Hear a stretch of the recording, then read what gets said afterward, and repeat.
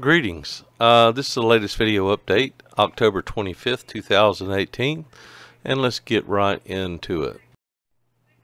First, we had a picture day. We're trying to raise awareness for cancer here at the office, and picture day, you see all our good folks here. So we helping these folks and all those who are suffering or have been affected by cancer. It's a really good cause, and what a good looking group. Next, I want to show a couple pictures of some of our teams that are up in the North Florida at the task force or who have been up there. You see a couple of, well, sort of happy faces there, and some of them getting ready to leave and some of them in there and different things. So we just want to keep those folks in our thoughts and prayers because it's dangerous up there, those crews that are up there now. So this is a couple shots of them. We got plenty more pictures of this. They've been good about taking them, and so after they get back and everything, our PIO Chris John Keir is probably going to get a good album up of all the different pictures and stuff and see what they went through. So just keep those folks in your thoughts. The latest thing is probably one of the most important things today is about open enrollment. This is about our benefits. You newer employees, pay attention.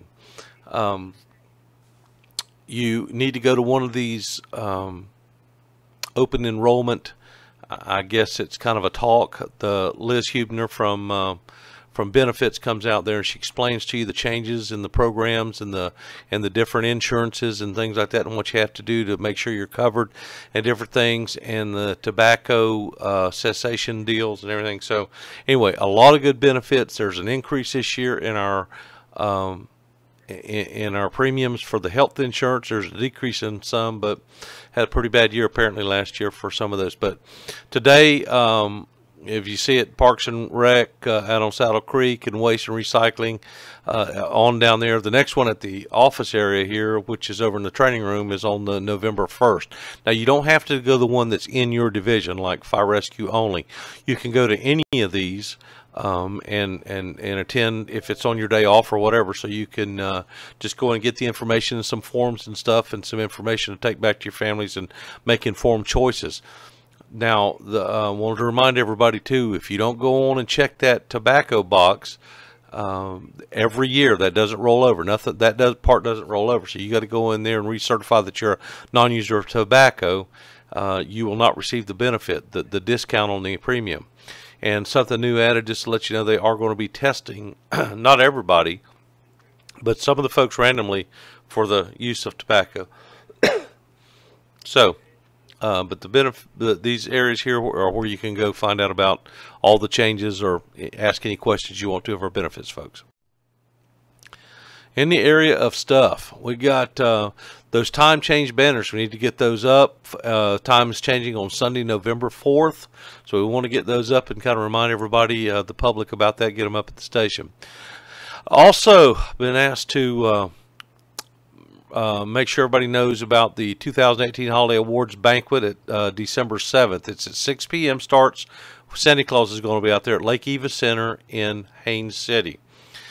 Very important thing. Also, today we're filing an AFG grant for $704,000 for extractors and washers for 23 different stations. That includes installation and everything.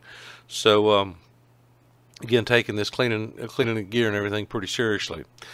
There are some SOG changes in progress right now, and what some of them were, Chief Lincoln was telling me, they're mostly to do with getting our current emergency operations scene radio and things like that lined up with the blue card that we've gone through. So it better aligns our operations with blue card. Nothing major, just little improvements in the way we're doing business on scene. More stuff just came out today a few minutes ago. Chief Calcutt sent out the latest operational memo 18-21. It's about the new emergency incident rehab procedure. The procedure and forms are in this metal folder that the BAT chiefs have in their vehicles, and they are to be completed by the rehab group on scene, whether it be the paramedic or whoever's doing it. And it's to be returned. Pretty extensive stuff about our folks. We want to monitor their blood pressures and all that stuff, and we want to make sure that they're safe. And then when the incident's over, we want to make sure that the forms get turned back into the battalion chief, who's going to then bring them to the office. We're going to image them and attach them to the fire report for the future. So we want to make sure that it's a new procedure for us. It's a little bit of work, but it's ensuring the health and safety of our members. There's going to be a target solution to come out on it to follow, to kind of reiterate that, some additional training. This is not all you're going to get. I'm just giving you a heads up about that. Also, Captain John Beery and staffing is asking, we're coming up on the holiday season, and we do not want to MOT mandatory folks.